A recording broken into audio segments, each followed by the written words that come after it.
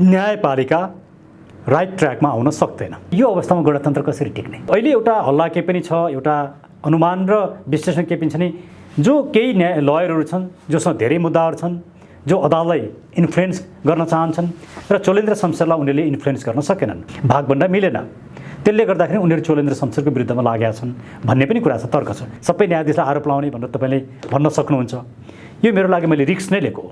न्यायपालिकालाई नेतृत्व गर्ने व्यक्ति र हामीले न्यायाधीशहरूको आचार संहितालाई हेऱ्यौँ भने न्यायाधीश चाहिँ विवादरहित, निष्पक्ष, शङ्कारहित हुनुपर्छ। जब न्यायाधीशको बारेमा विवाद सिर्जना हुन्छ, शङ्का उपशङ्का सिर्जना हुन्छ, आरोप र प्रत्यारोप सुरु हुन्छ, भूमिका विश्वसनीय हुँदैन, तब त्यस्तो अवस्थामा त्यो न्यायाधीशले न्यायपालिकाको गरिमा राख्न सक्दैनन् या आचार संहिता अनुसार काम गर्न नसकेको ठहरिन्छ। त्यसले नेपालको संविधानले न्यायाधीशहरूको आचार संहिता विपरीत काम गरेमा राजीनामा दिनुपर्छ भनेर भनेको छैन। तर आचार संहिता बनाउनुको अर्थ के हो भने एउटा न्यायाधीशले या प्रधान न्यायाधीशले कुन कुन अवस्थामा आफ्नो पद छोड्नुपर्छ त भन्दा त्यो राजीनामा भन्ने जुन शब्द छ नि संविधानमा, त्यसले कन्डिसन यो कन्डिसनमा राजीनामा दिनुपर्छ भनेर भनेको छैन। त्यसले संविधानको व्याख्या कस्तो हुन्छ भने त्यो राजीनामा दिनुपर्ने ग्राउन्डहरू के हुन् त? पूर्ण रूपमा त्यो न्यायाधीशको स्वेच्छामा भर पर्ने हो कि या त्यो न्यायाधीशको आचार संहिता विपरीतको काम गरेको अवस्थामा न्यायाधीशलाई राजीनामा दिनका लागि भोइस निकाल्न पाइने हो र त्यो पब्लिक भोइसलाई सुनेर राजीनामा दिनुपर्ने हो भन्ने अहिले यो दुईटा प्रश्न चाहिँ महत्त्वपूर्ण बनेर अहिले आइरहेको छ। यो न्यायमूर्तिमा काम गर्ने न्यायाधीशहरूले प्रधान न्यायाधीश चोलेन्द्र शमशेर राणाप्रति जस्तो प्रकारको आरोप लगाएका छन् त्यसको लेखाजोखा गर्ने, त्यसलाई प्रमाणित गर्ने निकाय चाहिँ को हो त? त्यो संसद हो। किनकि यति गम्भीर आरोप लागिसके पछाडि त्यो विषयमा संसदमा छानबिन गरिनुपर्दछ, न्याय परिषदले छानबिन गर्नुपर्दछ। त्यसो भए त चोलेन्द्र शमशेर जबरालाई दबाब दिनुभन्दा पनि संसदलाई दबाब दिनुपर्ने हो नि, प्रतिनिधि सभालाई। एकदमै ठिक कुरा। पहिलो त न्याय परिषदले नै यो कुरा सुरु गर्नु पर्यो। तर न्याय परिषदको त्यसको चेयर नै प्रधान न्यायाधीश भएको कारणले गर्दाखेरि प्रधान न्यायाधीशले बैठक बोलाएर त्यो प्रक्रिया सुरु नभइन्जेलसम्म न्याय परिषदले छानबिन गर्न सक्ने भएन। अब प्रधान न्यायाधीश भनेको महाअभियोग लाग्ने पोजिसन हो। सर्वोच्च अदालतको न्यायाधीश भनेको महाअभियोग लाग्ने पोजिसन हो। अब महाअभियोग कस्तो कस्तो ग्राउन्डमा लाग्छ भन्ने कुरा संविधानले लेट डाउन गरेको छ। संविधानको गम्भीर रूपमा उल्लङ्घन गरेको खण्डमा पनि महाअभियोग लाग्छ। अब न्यायपालिकाको स्वाधीनता विपरीत काम गर्नु भनेको संविधानको गम्भीर उल्लङ्घन हो। यो गम्भीर उल्लङ्घन हो कि होइन संविधानको? उहाँलाई महाअभियोग लाग्नुपर्छ कि पर्दैन? उहाँमाथि लगाएका आरोपहरू कति गम्भीर छन्, कति छैनन् भन्ने विषयमा राज्यको तर्फबाट छानबिन गर्ने निकाय चाहिँ संसद हो। तर पार्लियामेन्टले यो काम किन गरिरहेको छैन भने पार्लियामेन्ट त पार्लियामेन्ट्री सिस्टममा पोलिटिकल पार्टीको नियन्त्रणमा हुन्छ र सबै पोलिटिकल पार्टीहरू, अचम्म त इभन केपीजीले पनि चोलेन्द्रजीको समर्थनमा बोल्नु भएको छ। शेरबहादुर देउबाजीहरू र यो अहिलेको 5 दलीय गठबन्धनले त हामी महाअभियोग लगाउँदै नै भनिसक्यो। यो न्यायाधीशको विषयमा हामीले बोल्नुपर्ने आवश्यकता छैन भनेर भनिसक्यो। ओलीजीले पनि 5 जना न्यायाधीशले राजीनामा दिन्छन् भने दिन्छन्, नत्र किन चोलेन्द्रले मात्रै दिने भनेर भनिसक्नुभयो। अहिले सबै राजनीतिक दलहरू किन प्रधान न्यायाधीशको बचाउमा आए त? यसले के देखाउँछ भने हिजो यी सबै राजनीतिक दलहरू र प्रधान न्यायाधीशको बिचमा कुनै न कुनै किसिमको सेटिङ, साँठगाँठ, लेनदेन रहेछ। जस्तो विषय अहिलेका न्यायाधीशहरूलाई थाहा थिएन। त्यो विषय अहिले आएर प्रधान न्यायाधीशमाथि दबाब सिर्जना गर्नुको कारण के? त्यति बेला थाहा थिएन? एकदमै राम्रो प्रश्न हो।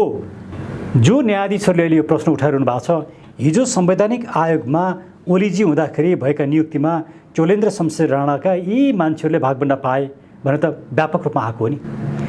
त्यो विषय अहिले अदालतमा त्यो संवैधानिक नियुक्ति ठिक छ कि छैन भनेर अदालतमा विचार दिन्छ। त्यो विचाराधीन भएको विषयमा मुद्दा निर्णय गर्न पाउनुपर्छ, छलफल गर्न पाउनुपर्छ भन्ने सबैको भनाइ छ। त्यसले गर्दाखेरि ती न्यायाधीशहरूलाई थाहा नभएको होइन, तर सबजुडिस इस्यु भएको कारणले उनीहरूले बोल्न मिल्दैन थियो। एउटा पक्ष त्यो थियो। दोस्रो पक्ष के छ भने अब अहिले चोलेन्द्र शमशेर या प्रधान न्यायाधीशमाथि जुन आरोप लागेको छ त्यो सबजुडिस छैन, अहिले त अदालतमा विचाराधीन छैन। अदालतमा विचाराधीन नभएको विषयमा छलफल गर्न बोल्न मिल्छ। र यसको गम्भीरतालाई हेर्दाखेरि कार्यपालिकासँग मिलेर सेटिङ हुँदो रहेछ भन्ने कुरो खुलस्त भयो नि। यो भइसके पछाडि ती न्यायाधीशहरूले पनि पोजिसन लिएका हुन् र उहाँहरू बेन्चमा बस्नुभएको छैन। तर गम्भीर सवाल के छ भने जो न्यायाधीशहरूले प्रधान न्यायाधीशको विरुद्धमा उहाँहरू बेन्च बहिष्कार गर्नुभएको छ के उहाँहरू चाहिँ निष्कलङ्कित हो त? उहाँहरू सबै चाहिँ ठिक, प्रधान न्यायाधीश मात्रै गलत हुन् त भन्ने प्रश्न चाहिँ अहिले उठिराखेको छ। त्यसैले मैले भनिरहेको कुरा किन अरूको भन्दा मेरो कुरा अलिक फरक छ। प्रधान न्यायाधीश विवादमा आइसक्नुभयो, यो विवाद चरम विवाद भइसक्यो। यस्तो अवस्थामा उहाँले गल्ती गरेको हो कि होइन छानबिन गर्ने एउटा पाटो छ। तर यति ठुलो शङ्का उपशङ्काको घेरामा परिसके पछाडि उच्च नैतिक चरित्र कायम गर्नुपर्ने उहाँको पोजिसन भएकाले उहाँले राजीनामा दिनु नै सबैभन्दा बेस्ट हुन्छ। उहाँले राजीनामा दिनुको अर्थ के हुन्छ भने उहाँको छवि अहिले पनि बच्छ। उहाँले न्यायपालिकालाई विवादमा तान्न चाहनु भएन, बरु आफै राजीनामा दिएर अलगिनुभयो। उहाँको राजीनामाको सन्दर्भमा उहाँ आफैले भनिसक्नु भएको छ, म संवैधानिक प्रक्रियाबाट नियुक्त भएको हुनाले मैले छोड्नु परे पनि संवैधानिक प्रक्रियाबाटै छोड्छु भनेर उहाँले आफ्नो धारणा प्रष्ट बनाइसक्नु भएको छ।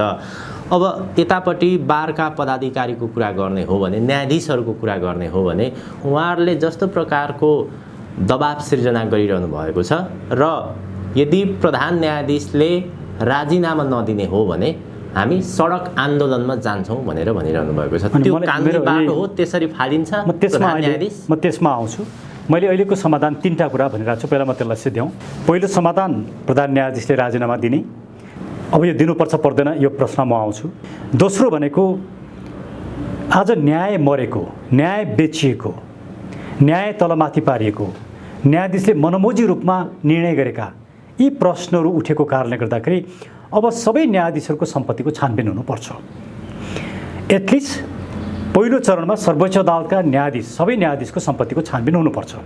त्यसमा चोलेन्द्रजीको पनि हुनुपर्छ, अरू न्यायाधीशको पनि हुनुपर्छ। यदि हामीले न्यायाधीशको सम्पत्ति छानबिन नगर्ने हो भने एकजना चाहिँ दोषी, अरू सब चाहिँ चोखिने अवस्था आउँछ। त्यसैले चोलेन्द्र शमशेर राणाले राजीनामा दिएर मात्रै यो समस्याको समाधान हुँदैन।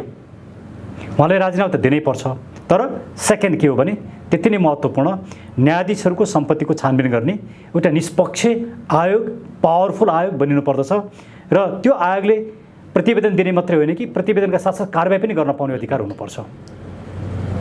दोस्रो, तेस्रो, हरिकृष्ण कार्की श्रीमानले जुन प्रतिवेदन ल्याउनु भएको छ त्यसमा धेरै गम्भीर कुरा आएका छन्। त्यसमध्ये एउटा गम्भीर कुरा के हो भने न्यायाधीशहरू पनि बिचौलिया छन्, कानुनी व्यवसाय पनि बिचौलिया छन्। यो प्रतिवेदन लागू गर्नुपर्छ, त्यसले उठाएका कुराहरू सम्बोधन हुनुपर्छ। तेस्रो, यी 3टा कुरा गरियो भने मात्रै न्यायपालिका ठिक बाटोमा जान्छ। अब हजुरको प्रश्न जुन छ कि सडक आन्दोलनले, बारले गरेका आन्दोलनले प्रधान न्यायाधीशको राजीनामा हुन्छ भन्ने जहाँसम्म कुरा छ, हो संविधानमा प्रधान न्यायाधीशले राजीनामा दिनुपर्ने कन्डिसनमा सडक आन्दोलन, बार, न्यायाधीशले राजीनामा माग्ने कुराले हुँदैन, त्यो लेखिएको छैन, त्यो ट्रु हो। तर राजीनामा कुन अवस्थामा दिनुपर्दछ त? यसका पनि सर्टेन सिद्धान्त छन्, यसको पनि विधिशास्त्र छ, यसको पनि सैद्धान्तिक मान्यता छ। त्यो मान्यताभित्र बसेर कुरा गर्नु पर्यो। जस्तो हाम्रो आफ्नै पनि एउटा कन्भेन्सन बसिसकेको छ। त्यो कन्भेन्सन के हो भने गोपाल पराजुलीले राजीनामा दिनुभयो। उहाँको जब योग्यताको, प्रमाणपत्रको, उहाँको नागरिकताको, उहाँको जन्मको जुन विवाद सृजना भयो, त्यो विवाद सृजना भइसके पछाडि उहाँले राजीनामा दिनुभयो। यसले के कन्भेन्सन देखाउँछ? जब प्रधान न्यायाधीश या कुनै न्यायाधीश चरम रूपमा विवादमा आउँछ तब उसले आफ्नो अधिकारको दुरुपयोग गरेर सिङ्गो न्यायपालिकालाई बदनाम गराउन हुँदैन, विवादमा तान्न हुँदैन। ऊ आफू बाहिर लाग्नुपर्छ, पाखा लाग्नुपर्छ, त्यसले मात्रै न्यायपालिका बच्छ। त्यसैले चोलेन्द्र शमशेर प्रधान न्यायाधीशज्यूले दिनुपर्ने राजीनामाको पहिलो शर्त के हो भने हाम्रो कन्स्टिट्युसनल कन्भेन्सन बसिसकेको छ र न्यायाधीशहरूको आचार संहिता पनि यो कुरा प्रष्ट छ कि न्यायाधीश विवादमा पर्नु हुँदैन, बस्नु हुँदैन। जस्तै प्रधान न्यायाधीश चोलेन्द्र शमशेरमाथि जस्तो प्रकारको आरोप लगाइएको छ, भ्रष्टाचारको कुरा छ, त्यसमा राजनीतिक भागभण्डाको कुरा छ। अब यी आरोपहरू उहाँले राजीनामा नदिकन छानबिन गर्न सकिँदैन, प्रक्रिया अगाडि बढाउन सकिँदैन? होइन, त्यो गर्न सकिन्छ। त्यो गर्ने काम कसले? या त न्यायपालिका आफैले एउटा छानबिन आयोग बनाउनु पर्यो र त्यो छानबिन आयोगको प्रतिवेदन नआइन्जेलसम्म प्रधान न्यायाधीश विधामा बस्नुपर्छ। नत्र त उहाँले इन्फ्लुएन्स गर्ने कुरा आउँछ नि। एउटा त्यो प्रक्रिया हो। अर्को प्रक्रिया भनेको के हो भने पार्लियामेन्टले गर्ने हो। पार्लियामेन्ट उहाँको ब्याकमा लागेको छ, सिङ्गो पोलिटिकल पार्टिजहरू उहाँलाई समर्थन गरेर बसेको छ। उहाँ आफै जुडिसियरीको नेतृत्व गर्नुभएको छ, आफ्नो विरुद्धमा आयोग उहाँले बनाउनुहुन्न।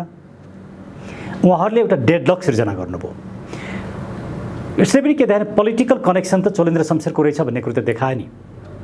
झन्झन प्रश्न भयो नि। संवैधानिक व्यवस्था त छैन, न्यायालय आफैले त्यहाँका चाहिँ सरकारी वकिलहरूले न्यायाधीशहरूले त्यो एउटा छानबिन समिति गठन गर्न सक्दैन, त्यो प्रक्रिया छैन संवैधानिक रूपमा। त्यो संवैधानिक रूपमा छैन, तर बारले गर्न सक्छ, स्वतन्त्र रूपमा आयोग बनाएर पनि छानबिन गर्न सकिन्छ। त्यसो भए त्यो प्रक्रियामा बार किन नगएको? अनि त्यो कस्तो हुन्छ भने यति गम्भीर विषयमा आयोग बनाएर छानबिन गरेर महिनौँ लगाएर निर्णयमा पुग्न सकिँदैन। किन यो गम्भीर विषय, न्यायालयमा हजारौँ लाखौँ मानिसका मुद्दा छन्, दिन प्रतिदिन निर्णय गर्नुपर्छ र प्रधान न्यायाधीश विवादमा आइसक्नुभयो। कि त उहाँको विषयमा जब पत्र पत्रिकामा लेखेर यत्रो विवाद सृजना भयो, उहाँले यो गलत हो भन्ने थियो भने ती मिडियालाई मुद्दा चलाउन सक्नु पर्थ्यो कन्टेम्प्ट अफ कोर्टमा। उहाँले मुद्दा चलाउन सक्नु भएन। बरु उल्टै जो मन्त्री बन्नुभएको थियो उहाँले 3 दिनमा राजीनामा दिनुभयो र पोलिटिकल पार्टिजहरू उहाँको समर्थनमा खडा भए। यसले के प्रमाणित गर्यो भने एउटा सर्कमस्टेन्शियल एभिडेन्स भन्छ क्या कानुनमा, त्यसले के प्रमाणित गर्यो, उहाँलाई पोलिटिकल ब्याकअप रहेछ, उहाँलाई पोलिटिकल्ली सपोर्ट गरिएको रहेछ भनिसके पछाडि त किन उहाँलाई सपोर्ट गर्नु पर्यो यत्रो आरोप लागेको व्यक्तिलाई? भनेपछि उहाँले नै जे भनेको, जुन आरोप लागेको त्यो आरोप त समर्थित भयो नि। त्यसले यस्तो अवस्थामा राजीनामा दिनुपर्छ। राजीनामा दिने कन्डिसनहरू म भन्दैछु। पहिलो कन्डिसन के हो भने आचार संहिता विपरीत भइसके पछाडि राजीनामा दिनुपर्छ, नम्बर 1। नम्बर 2, न्यायपालिकाको शक्ति भनेकै जनआस्था हो। न्यायपालिकाको शक्ति भनेकै पिपुलले गर्ने विश्वास हो। पिपुलको जब विश्वास छैन, जब सङ्कटमा परेको छ कुनै पद कुनै पोजिसन भने त्यस्तो अवस्थामा त्यस्तो व्यक्तिले म यही पोजिसनमा बसिरहनु पर्छ भन्न पाइने। एक्जिक्युटिभ बडी र न्यायपालिका एकदम फरक हो। न्यायपालिका ज्यादै सेन्सिटिभ हुन्छ, त्यसले निष्पक्षता कायम गर्नुपर्छ। त्यो निष्पक्षताका लागि विवाद भइसके पछाडि त्यो निष्पक्षता कायम गर्न सकिँदैन। त्यसले अब यसमा लोकमान सिंह कार्कीको मुद्दा म आफैले गरेको, त्यसमा जुन प्रिन्सिपल इस्टाब्लिस भएको छ त्यो वास्तवमा त्यसमा मेरो ठुलो कन्ट्रिब्युसन छ कि उच्च नैतिक चरित्र, संवैधानिक निकायहरूमा बस्ने र राज्यका उच्च तहमा बस्नेहरू उच्च नैतिक चरित्र प्रदर्शन गर्नुपर्छ, त्यो पालना गर्नुपर्छ। प्रधान न्यायाधीशको बारेमा विवाद उठिसके पछाडि त्यो उच्च नैतिक चरित्र ह्रास भयो। यो प्रमाणित गरिरहनुपर्ने विषय होइन, अब विवाद नै काफी भयो। त्यसले यस्तो अवस्थामा अहिले शेरबहादुरजी आफै आएर प्रधान न्यायाधीशको संरक्षणमा लाग्नु भएको छ। त्यति मात्र ओलीजी पनि लाग्नुभयो, किनकि हिजो ओलीजी र चोलेन्द्रजीले त भागभण्डा गर्नुभयो नि। यसले गर्दा सिङ्गो अहिलेको मुलुकको राजनीति चाहिँ कहाँ भयो भने न्यायपालिकालाई हिजो जसरी उहाँले राजनीतिकरण गर्नुभयो त्यसको संरक्षण गर्नमा लाग्यो। यो भनेको फेलियर अफ पोलिटिक्स हो। त यस्तो अवस्थामा बालकृष्णजीले भनेको कुरा के हो भने तपाईँ साँच्चै मुलुकलाई न्यायपालिकालाई सुधार्न चाहनुहुन्छ, निष्पक्ष बनाउनुहुन्छ भने यति गम्भीर काम गर्ने व्यक्तिलाई महाभियोग लगाउनुपर्छ। महाभियोग लगाएपछि मात्रै के हुन्छ, उहाँले कुनै सरकारी पदमा काम गर्न पाउनुहुन्न, उहाँले पेन्सन पाउनुहुन्न, दोषी ठहरिन्छ। गोपाल पराजुली दोषीलाई त निर्दोष बनाइयो नि, राजीनामा त दिन लगाएर निर्दोष बनाइयो। उहाँले पेन्सन लिनुभयो, सबै सुविधा लिनुभयो। त्यसैले यो जुन किसिमको गम्भीर काम भएको छ, यो काम भनेको चाहिँ खालि राजीनामा दिने मात्रै काम होइन, त्यसले चोख्याउने काम गर्न हुँदैन, दोषीमाथि कारबाही नै गरिनु पर्दछ भन्ने बालकृष्णजीको भनाइ हो। त्यसमा हामी सबैको भनाइ त्यही नै हो। त्यसले हामीले के भन्यौँ भने यसलाई दुईटा पाटोबाट यो समस्याको समाधान, एउटा न्यायिक पाटोमा मैले अघि भनेको 3टा कुरा, राजनीतिक पाटोमा यहाँ त राजनीतिक दलहरूले यसको जिम्मेवारी लिएर उहाँमाथि महाभियोग लगाउन सक्नुपर्छ। यदि यो गर्नु भएन भने यो राजनीतिक व्यवस्था असफल भयो। न्यायपालिका र कार्यपालिका मिल्ने, सबै राजनीतिक दलले प्रधान न्यायाधीशले गरेका गलत कामको संरक्षण गर्ने भनेपछि व्यवस्था त फेलियर भनेकै यही हो। यो व्यवस्था फेलियर भएपछि अब व्यवस्था नै फाल्नुको विकल्प छैन। त्यसले राजनीतिक रूपमा 2टा समाधान, न्यायिक रूपमा 3टा समाधान। तर अहिले बारले उठाइरहेको पनि खालि राजीनामाको मात्रै कुरो उठाएको छ, त्यसमा म सन्तुष्ट छैन। राजीनामाले मात्रै समस्याको समाधान हुँदैन। बालकृष्णजीले भने त्यही हाम्रो धारणै त्यही हो। र अहिलेको परिस्थिति कस्तो देखिन्छ भने न्याय क्षेत्रमा काम गर्ने जति पनि कानुन व्यवसायहरू छन्, न्यायाधीशहरू छन्, जसरी भए पनि प्रधान न्यायाधीशले राजीनामा दिनै पर्छ। राजीनामा नदिएसम्म हामी न्याय क्षेत्रमा कार्य सम्पादनमा फर्किँदैनौँ, हिजोबाट न्यायालय पनि ठप्प छ भने प्रधान न्यायाधीश त्यसको अडानमा हुनुहुन्छ र प्रधान न्यायाधीशलाई राजनीतिक दलहरूको सरकारको समर्थन पनि छ। भनौँ न अब न्याय क्षेत्रमा काम गर्नेहरू उहाँले राजीनामा नदिएसम्म उहाँहरू कार्य सम्पादनमा नफर्किने, प्रधान न्यायाधीशले पनि राजीनामा नदिने, यस्तो परिस्थितिमा चाहिँ के हुन्छ त? अब आज प्रधान न्यायाधीशले आफ्नो एक्लै सिङ्गल बेन्च राखेर 2-4 मुद्दा हेर्नु भएको छ, आदेश गर्नुभएको छ। अब यदि उहाँले कानुन व्यवसायको बहसै नसुनिकन कानुन व्यवसायले इजलासमा नजाने, उहाँ बिना कानुन व्यवसाय पनि म न्याय गर्छु भन्न थाल्नु पनि यसले के देखाउँछ नि, उहाँ बायस हो भन्ने कुरो यसले प्रमाणित गर्छ। कानुन व्यवसाय न्याय प्रणालीको अभिन्न अङ्ग हुन्। बिना कानुन व्यवसाय न्याय निश्चित हुन सक्दैन। न्यायाधीशले मात्रै न्याय गर्न सक्दैनन्। हो, लेख्ने न्यायाधीशले हो, निर्णय गर्ने न्यायाधीशले हो, तर त्यो निर्णय एउटा जुरिस्प्रुडेन्सका आधारमा आउनुपर्छ, कानुनी तर्क र विश्लेषणका आधारमा आउनुपर्छ। त्यो तर्क र विश्लेषण प्रस्तुत गर्ने कानुन व्यवसायले हो। त्यो भूमिकालाई नजरअन्दाज गरेर त्यसलाई ओभरलुक गरेर न्याय गर्छु भन्ने कुरा चाहिँ गलत हो। आज प्रधान न्यायाधीशले अझै पनि गलत काम गरिसक्नुभयो। यदि उहाँले यस्तो काम दोहोऱ्याउनु भयो भने यसले झनै ठुलो कन्फ्रन्टेसन निम्त्याउँछ। त्यसले प्रधान न्यायाधीश संयमित हुन जरुरी छ र उहाँले म राजीनामा दिन्न र म चाहिँ जुन प्रक्रियाले आएँ, वैधानिक प्रक्रियाले म जान्छु, मलाई महाभियोग लगाउन सक्नुहुन्छ लगाउनुहोस् भनेर जुन किसिमको चुनौती दिनुभएको छ, त्यसरी चुनौती दिने काम प्रधान न्यायाधीशको डेकोरमले सुहाउँदैन। तर प्रधान न्यायाधीशको सन्दर्भमा यसभन्दा अगाडि पनि विवादहरू उठेका थिए। 2 पटक तत्कालीन केपी शर्मा ओली प्रधानमन्त्री हुँदा संसद भङ्ग गर्नुभएको थियो। त्यति बेला प्रधान न्यायाधीशकै पहलमा, सर्वोच्चकै पहलमा संसद पुनर्बहाली भएको थियो र उहाँले परमादेशद्वारा शेरबहादुर देउवालाई प्रधानमन्त्रीमा नियुक्त गर्न परमादेश पनि जारी गर्नुभएको थियो। त्यसपछि पनि न्यायालयको विषयमा प्रश्नहरू नउठेका त होइनन्, प्रधान न्यायाधीशको विषयमा प्रश्नहरू त नउठेका होइनन्। त्यति बेला किन समर्थन गरियो तिनै न्यायाधीशहरूले, अहिले किन उनको विरुद्धमा? होइन, यो कुरा गम्भीर प्रश्न। त्यसैले मैले भने नि, न्यायाधीशहरू, प्रधान न्यायाधीश चोलेन्द्र शमशेर राणाले राजीनामा दिएर मात्रै पुग्दैन। सर्वोच्च अदालतका सबै न्यायाधीशको सम्पत्तिको छानबिन, होइन त्यति बेला तिनै न्यायाधीशहरूले प्रधान न्यायाधीशलाई त्यसको कुरा के हो भने, हजुर, ती न्यायाधीशहरूले पनि आफू स्वच्छ छु भन्ने कुरो प्रमाणित गर्नुपर्छ। यो घटना भनेको स्वच्छतासँग रिलेटेड क्वेसन हो। स्वच्छता भनेको उहाँहरूको जुन तलब र सुविधा छ न्यायाधीशको, त्यो तलब र सुविधाले उहाँहरूको जुन आज आलिसान आर्थिक अवस्था भएको छ त्यो सम्भव छैन। हो, सर्वोच्च अदालतमै केही न्यायाधीश छन् जो अहिले पनि डेरामा बस्छन्, त्यो चाहिँ वास्तविकता हो।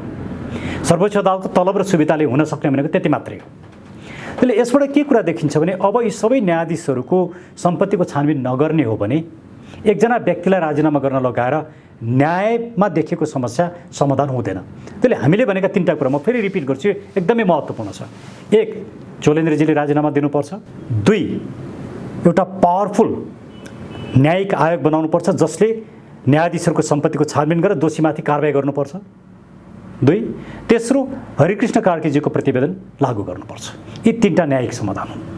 तर यो न्यायिक समाधानले मात्रै पनि पुग्दैन, राजनीतिक समाधान चाहिन्छ। त्यो भनेको यहाँ त राजनीतिक दलहरूले यो संविधानलाई रक्षा गर्ने हो भने महाभियोग लगाउन सक्नु पर्यो। होइन, हाम्रो चोलेन्द्र शमशेरसँग कुनै पनि कनेक्सन थिएन, यो गलत काम गरे, उनलाई हामी महाभियोग लगाउँछौँ, छानबिन गर्छौँ, प्रमाण कलेक्सन गर्छौँ भन्न सक्नु पर्यो। त्यो उहाँहरूले भन्न नसक्नुको अर्थ के हो भने उहाँहरूको बिचमा मिलेमतो रहेछ, त्यो त प्रश्न भयो नि। अब यो भन्नुको अर्थ के हो भने संवैधानिक प्रक्रियालाई नै उहाँहरूले अवरुद्ध गर्नुभयो, संविधानलाई नै उहाँहरूले साइड ओभरलुक गर्नुभयो। त्यसको अर्थ के हो भने यो व्यवस्था चाहिँ असफल भयो, यसले केही पनि गर्न सक्दो रहेनछ। न्यायपालिका विवादास्पद, संसदले काम गर्दैन, कार्यपालिकाको हालत त्यो छ, राज्यका कुनै पनि अङ्गहरूप्रति नागरिकहरूको विश्वास छैन, राष्ट्रपतिलाई विवादास्पद बनाइएको छ र राष्ट्रपतिको संस्थालाई कमजोर र निष्प्रयोजित बनाइएको छ। अब यो अवस्थामा गणतन्त्र कसरी टिक्ने? गणतन्त्रको सन्दर्भमा त म आउँछु। अहिले प्रधान न्यायाधीशलाई जसरी एक्लो रूपमा खेदिएको छ, विश्वस्त स्रोतका अनुसार के पनि भनिन्छ भने प्रधान न्यायाधीश चोलेन्द्र शमशेर जबराले न्यायालयभित्र जसरी राजनीतिक नियुक्तहरू हुन्छन्, भ्रष्टाचारका कुराहरू हुन्छन्, त्यसको उजागर गर्न लागे, त्यस कारणले पनि उनलाई नहटाइ भएन, त्यस कारणले न्याय क्षेत्रमा काम गर्ने मानिसहरू उनका विरुद्धमा उभिएका छन् पनि भनिन्छ। यसमा कति छ सत्यता? अनि यसमा एउटा कुरा के छ भने बाहिर आइराखेको विभिन्न छलफलहरूमध्ये एउटा छलफल केही कानुन व्यवस्थाहरू जो धेरै मुद्दा गर्छन्, जोसँग धेरै मुद्दा छ। किनभने न्यायालय क्षेत्रभित्र राजनीतिकरण भएको कुरा त हामीले भन्नु पर्दैन, बारम्बार रूपमा आई नै रहेका छन्। हो, त्यो त सबैले स्वीकार गरेको कुरा भयो। र जो हरिकृष्ण कार्की श्रीमानको प्रतिवेदनले त लयर र न्यायाधीश नै बिचौला छन् भनेर भन्यो। मान्छे लयर र न्यायाधीशहरूको बिचको कनेक्सनले गर्दाखेरि न्याय मार्ने काम हुँदो रहेछ, त्यो कुरा त आयो नि।